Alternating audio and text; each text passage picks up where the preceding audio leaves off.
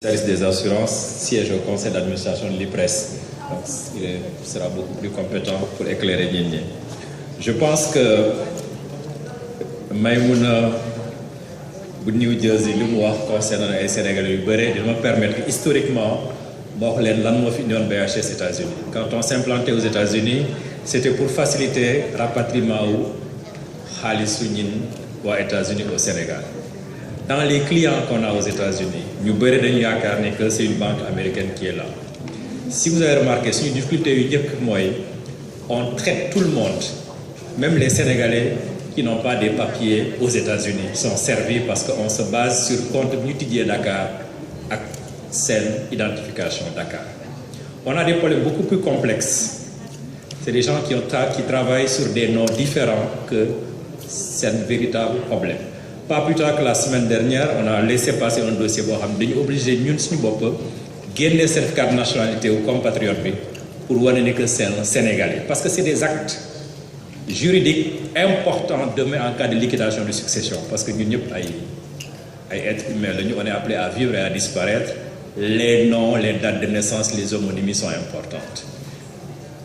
Ce que je veux aussi également, il y a beaucoup de cas qu'on arrive à traiter. C'est vrai que les quelques cas qu'on a, ça fait du bruit et de l'incompréhension. Je pense qu'Abdouaziz Mougifi, il pourra compléter.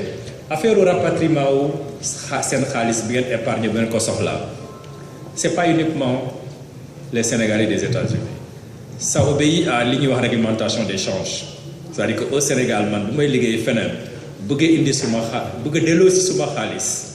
on va me demander il faut aller chercher une autorisation du ministère des Finances pour dépendre de montant. Ce n'est pas la BHS. La BHS ne fait qu'appliquer la loi. Si on fait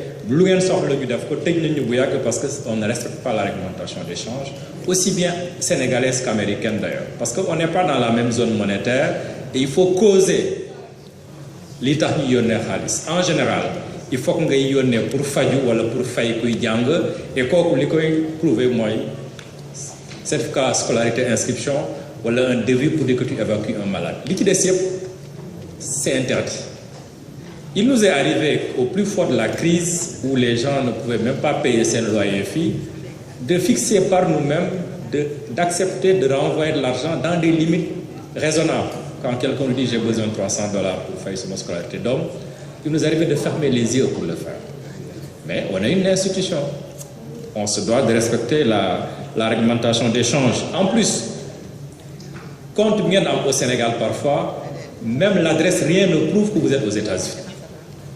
Parce que la difficulté qu'on a ici sur certains clients, il y en a qui nous disent c'est sur nous relevé parce que nous savons que compte donc, comment on peut te renvoyer de l'argent à la demande en cas de besoin. C'est-à-dire que également, je considère que pour que nous comprenions ces contraintes, nous comprenions ces contraintes. Je pense que les Sénégalais, en face de Yen, aux États-Unis, c'est des gens qui ont fait leurs études ici, qui sont avec vous, donc nous devons comprendre que nous sommes à Dakar.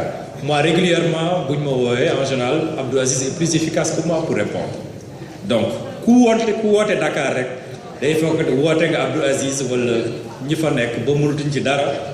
directeur de la mais ce que je dans une banque, employé, c'est fort DG parce que employé parfois il bricoler am solution boo xam DG bi rôle am mooy surveiller ndax kenn bricolé wul donc bu excès ci moom il va se dire que pourquoi ça s'est pas fait moo tax en général ñi ngeen am en face ñooy leen di plaider et à chaque fois qu'il y a eu des cas d'urgence on a réussi à le faire. C'est que parfois on ne peut pas, c'est la réglementation des changements. Je pense que ni ñuy yónnee xaalis yomb na mais pour nga indi xaalis sa dëkk en résumé il faut une autorisation du ministère des Finances qui l'autorise, sinon un contrôle est fait.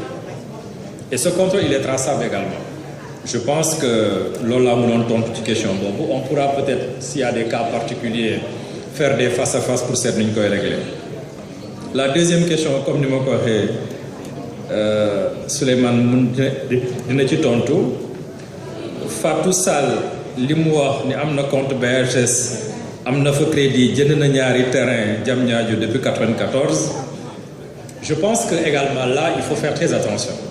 beaucoup de Sénégalais ont acheté des terrains à Diamniadio. Mais c'est des particuliers qui vendent, parce que dans la délégation, c'est un programme officiel avec des terrains titrés.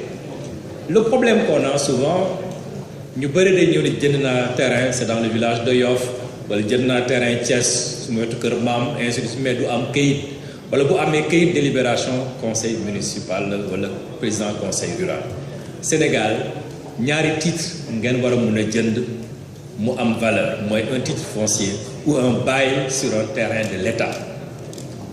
dañ ko wax ba sonn terrain boo koy jënd il faut que ce soit devant notaire, ça doit pas être des témoins à la police parce que booy témoigner na nga témoigner police li muy témoigner mooy jox nga diw xaalis jël na ko mais les vérifications d'usage ça se fait pas. Malheureusement même Diamniadio quand on a démarré le projet li ko tardel mooy chacun est venu brandir un terrain bu mu ci am mais c'est sans aucune base légale. Maintenant il peut arriver que l'État pour bañ coow jéem a def ay compensations rembourser leen parce que c'est des acquéreurs de bonne foi mais il faut que les gens arrêtent d'acheter des terrains sans jaar ci notaire bi moom ak feebar dem jëndi médicament ci mbedd bi mooy yem. Quand quelqu'un veut vendre un terrain qu'il ne veut pas aller avec vous devant notaire c'est qu'il y a un problème soit pare bu ko fay soit moomu ko wala li muy jënd jaay na ko déjà keneen parce que il peut arriver man ma jënd terrain ni c'est pas la peine ma koy muter parce que soxlaaguma ko entre temps ma am xaalis bu ko jaay mais tant que c'est pas muté il peut le vendre à 3 ou 4 personnes.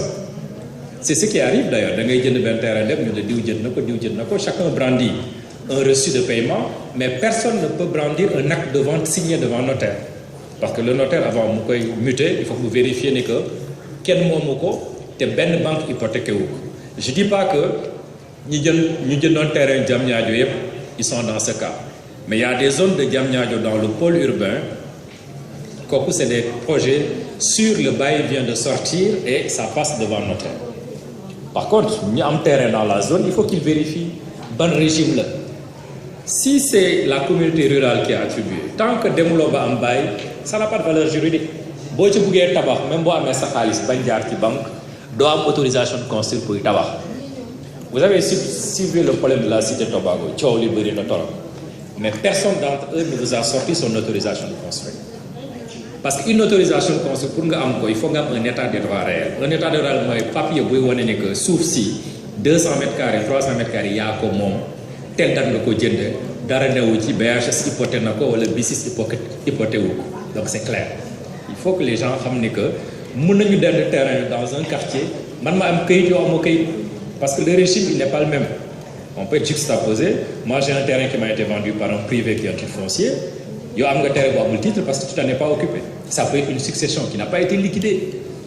Mun na am dafa am ñu perdre seen waajur am ay terrain bu ko séddoo mënuñu ko parce que d'accord ñu ci boo ci jëndee te liquidé wuñ ko mun nga dem ba xëy benn héritier ni man j'étais pas d'accord on casse la vente. C'est pour ça que c'est important de passer devant un notaire parce que si vous passez devant un notaire il va vérifier que ayant droit yëpp signé nañu sinon kenn mën a jógee fële ni man ci laa bokkoon dañ ma fàttewoon ci séddale wala bokk wala d'accord ma ci woon il peut casser la vente. Il peut arriver que quelqu'un achète un terrain ba tabax ñu casser vente bi parce que ça c'est pas passé normalement te doo mun dem ci yoon bu amul këyit bu wóor. Donc pour les terrains de Diamniadio li ma lay suggérer mooy avant ngeen di démarrer tabax bi ngeen vérifier le régime pour être sûr quand même que jënd ngeen ko buñ leen di nax na yem ci jëndum terrain bi mais bu ngeen nee ba gas commencé tabax da ngeen ci yokk xaalis donc il faut vérifier avant. Ibra Gueye Lamp a dit que accompagné nañ ko pendant 20 ans. mu bëgg a defar R+4 ñu bañ il faut qu'on regarde lu tax ñu bañ parce que banquier aussi xaalisu jàmbur lay jël di leble je pense que buñ fi newuloon pour leble bu ñu bañee leble pendant 1 an lebluñu kenn dañuy changer métier. Maintenant il peut arriver que le calcul qu'on fait pour lebal pour une maison on le fait pas c'est différent d'un calcul qu'on fait pour un R+4 parce que dañuy xool est-ce que li nga ci yokk mun nga ko fay. Il y a des petits événements qui peuvent venir perturber ça parce que bu dee da ngay leb pour kër boo dëkk ci say revenu la ñuy basé wu bu dee da ngay leb pour louer ci loyer la ñuy basé wu parce que sa locataire mun na fay comme mun na bañ a fay. Comme ñun dañu créer pour financer kuy jënd logement wu boppam pour tabax il nous arrive d'accompagner les gens pour faire des étages mais c'est exceptionnel parce que il faut pas aussi que client lu mu laaj nga jox ko bu mu lu fay nga nangu këram. C'est pas notre rôle, c'est pour ça qu'on fait attention à ça. Je ne dis pas que c'est ça, hein? Un R+4 mun na am ni que ça peut avoir des problèmes d'autorisation de construire, ou bien on peut estimer que dans cette zone loyer bi mënul fay kër gi. C'est également c'est ça le rôle de la banque. Si vous avez regardé quand il y a eu la loi pour wàññi loyer, mais le nombre d'impayés qu'on a eu kenn xamul nu mu toll, parce que c'est une loi qui a décidé de diminuer les loyers, qui s'est pas basé sur est-ce que amoon na ku leboon pour fay yooyu, c'est-à-dire que il faut également ñu prévoir. Par contre, si c'est quelqu'un qui peut nous prouver que même bu kër gi vidéo am na lu mu ko fay, on n'a pas de problème. C'est-à-dire que notre devoir également, c'est de protéger ki leb, du lu mu laaj rek nga jox ko, parce que la quotité existe, le surendettement existe. Bu mu gisee koo xam ne attanul dara ma teg ko mën na ma attaquer ne xamoon nga bi nga may lebal lu mën moo fay. Ça aussi c'est notre travail. Donc je pense que l'essentiel mooy ñu améliorer suñu communication par rapport ak ni ngeen ñuy dégg. Wax ngeen ko tout à l'heure, mes collaborateurs ils font le maximum, mais dégg bi moo dul benn, parce que on a 200 000 clients, machallah, on a plus de 100 000 personnes yoo xam ne on les a accompagnés. Am nañu kontaan ci ñun, am nañu kontaanul ci ñun, mais c'est une œuvre humaine, parce que bu doon ku ñëw laaj ñu jox la kenn duñu mere. Kuñ dul mere nag ça signifie que parfois il y a un problème, parce que de temps en temps ñaar ñu bokk ndey ak baay sax dañuy merloo. Donc du bañ naa leen, il faut que juste ñu xool exactement li ngeen di laaj. Est-ce que mun ngeen ko yenu balaa ñu leen koy jox.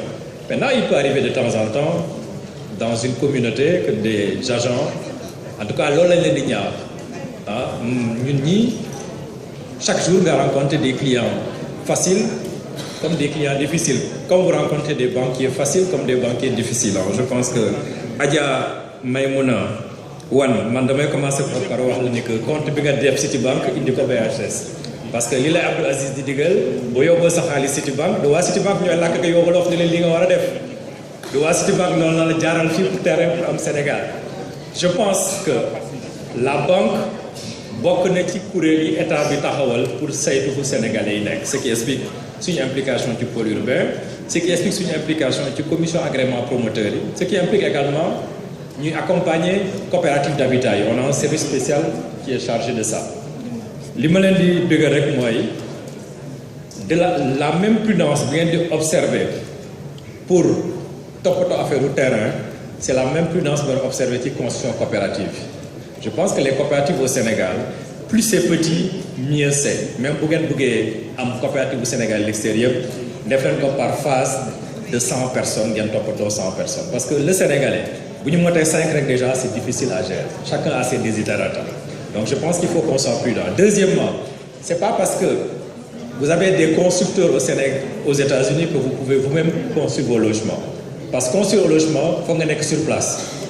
Il y a une expression qui dit que bu la mag ñi di ñaanal pour que dañ naan la yàlla nga xuloog maçon.